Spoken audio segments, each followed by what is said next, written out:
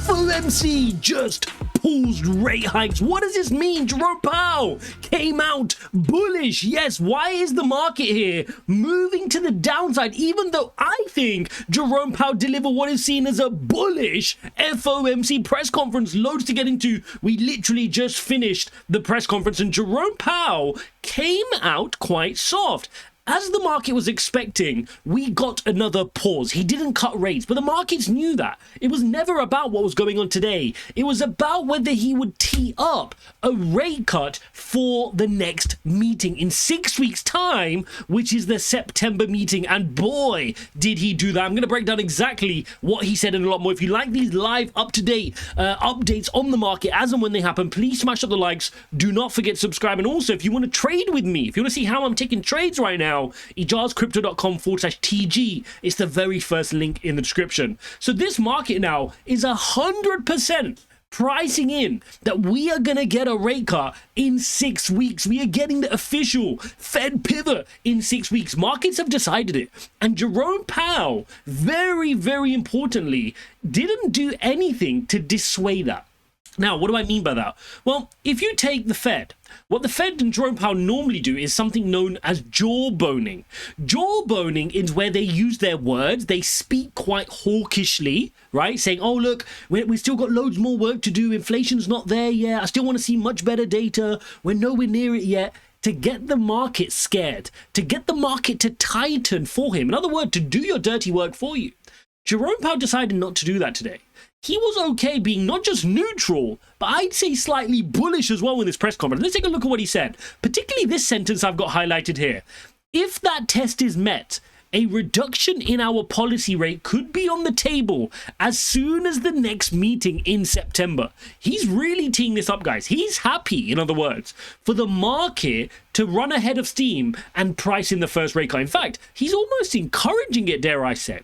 Let's take a look at this. The FOMC struck a slightly more optimistic tone in its post-meeting statement, saying that in recent months, further progress has been made towards bringing inflation down to closer to the bank's 2% target. Remember, PCE inflation, which we've covered on this channel, is the Fed's preferred measure of inflation. That's coming at around that 2.5 level. So, you know, in terms of the Fed's target, you've got a 2 handle and you've got, it's not 2.9, 2.8, you're at 2.5. We're there or thereabouts. At what point are you going to cut? And I think Jerome Powell's now pointing to this rate cut. Take a look at this as well. The Fed used today's statement to prepare markets for upcoming rate cuts. As inflation rates improve and unemployment increases, right? We've been looking at the jobs figures, all the JOLTS figures we were looking at, the non-farm payrolls, which incidentally we get another reading on Friday, which Jerome Powell and the Fed probably had handy today as well. Hold up, do you want to learn how to trade? Then you need to jump into our Telegram community. Link is in the description. In our Telegram community, I share my altcoins. I share how I do my trade setups, how I do my stop losses and take profit, so you can learn to become a profitable trader. Check it out, link is in the description. Yet keep the nominal funds rate above inflation. Look at this bit. Markets will likely respond favorably to the subtle shift in tone. Now, there is a slight nuance I need to share with you here. What Jerome Powell has done is said, hey, we're there now. We're at the peak of our interest rate policy. We've known that for a while. And in fact, we're getting ready to pivot at the next meeting. So the market knows that. But the market wants to determine one very important thing. The market wants to understand, is this a soft landing or is this a hard landing? Let me explain. A soft landing is when Jerome Powell can ease off the rates at his own control. It doesn't drive us into a recession. Whereas a hard landing is, oh man, we're about to hit that iceberg, Titanic style. Let me quickly change course. The market needs to decipher which one is it. We know we're getting a rate cut next week, in the next meeting in 6 weeks. The market's priced that in.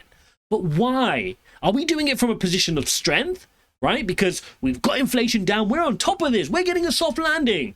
Or, that iceberg's coming to hit. That's what the market's trying to decipher. Now, how are they going to do that, guys? They're going to do that through looking at earnings. This earnings season's with all the major companies earning earnings over the next kind of handful of days, it's going to be critical. If company earnings are good, plus we're getting a rate cut in 6 weeks, hugely bullish, guys. This could be a great opportunity to be getting into the market. If, however, company earnings are bad, that could mean that the Fed is late to the party and they're only cutting interest rates because we're hitting that iceberg. So that's something important for you guys to watch. Keep an eye on the company earnings. Now let's jump over to Bitcoin. Why are we dumping? Look at this horrible dump, down 1.7%. The market is not taking well to this. And I'll be honest, guys, I'm surprised. I don't understand here. Why is Bitcoin dumping despite what I thought was a bullish Fed? Now, maybe we're seeing a bit of a reallocation of resources. Maybe we're seeing some institutional buyers start to move, because guess what? The traditional market's doing just fine. Post Jerome Powell, at the time of recording this video, S&P jumped 1.5%, the Nasdaq popped 2.6%. We're seeing those markets do well. So we need to understand, what is it going on in crypto? Now, for me personally, I don't care. I'll be buying the dip. I mean, if we zoom out here to the 4-hourly chart, we're below our 4-hourly EMA ribbon. We're getting rejected here. Support comes in at 64.6. I'm happy to keep nibbling. I feel like it's just a matter of time before we get an explosive pop-off. And it might be, we need to wait for this earnings season to finish and head closer to that rate cut. But it's about to happen as far as I'm concerned. And I'm certainly not going to sit on the sidelines. Now, another question I've been getting a lot recently is what's going on with altcoins. And I've said this time and time again, guys. I'm going to show you the chart one more time so you can see it. Let's zoom up to the weekly chart. Look at this chart, guys, which I've been sharing for a very long time. And I even drew this pattern a very long time. I mean, we're talking about back in March 2023. I said that this Bitcoin dominance could move much higher in this cycle, right? I wouldn't be surprised if this wants to head into the 60s and even touch the 70s maybe.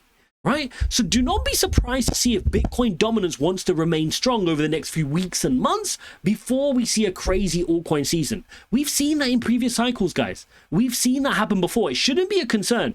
Even post the last halving in 2020, right? You had a rally after the halving, a rally of Bitcoin dominance peaking above 70%. I mean, you're hitting as high as 73, 74% on dominance before it then flash crashed all the way to the down and you saw your altcoin season and the rest of it. So don't be surprised, that altcoins are struggling right now. Bitcoin needs to set trend. When Bitcoin sets trend and starts breaking through 74,000, heading towards all-time highs, pushing on 80, 85, then altcoins will start to move. But right now, it's still a tricky waypoint. It's like we're following SatNav to get to this destination, and we're just not quite sure where we're heading yet. There's a lot of moving parts right now. There's a volatility to do with the Fed. We don't know what's going on in terms of company earnings, whether we're going to get a hard landing or a soft landing. Could we see recessionary pressures start to creep in? So there's a lot going on right now. And when a lot goes on, people rotate a little bit defensively. So that's something to watch out for as well. In terms of me and my portfolio, I'm in the market. If we get dips, I want to keep allocating as much as I can, because for me, these are nice prices. And the further we dip down here on Bitcoin, that's the more I'm going to want to load up. I mean, if we get lucky enough to come back into this weekly EMA ribbon again, and I'm talking kind of around this 62 or lower, if we even come down to kind of 57, 58, I would love to buy there. Now, of course, from a weekly perspective, it's not great that we've just started to form our third lower high. Right? That is the third lower high. We tried here, we rejected, tried here, rejected, tried here, rejected. You got to be ready at this EMA ribbon. Doesn't mean it's necessarily going to happen. Maybe we can create a higher low and start working our way out. That's fine. But be ready. Be ready. And if you want to get some limit orders, have a look around this area. This EMA ribbon is you buying from strength, right? Waiting for it to correct back into the mean versus chasing all of these candles here to the top side. Hopefully you found this useful, guys. Look, Jerome Powell was bullish, right? He was bullish. Whether you like it or not, he came out dovish. He could have rug pulled the markets. He could have really upset the markets. He could have said stuff which is really hawkish and kind of suppressed the markets to not rally. But overall, he said some positive things. Now, it may take a number of days or weeks for the market to digest what he said and the fact that, hey, we're 5-6 weeks away from our rate cut, the pivot, but he did say it, right? He has teed us up for a September rate cut, and he's not done that coincidentally. Thanks for watching, guys. Don't forget to smash the likes. Don't forget to subscribe, and I'll see you in the next one.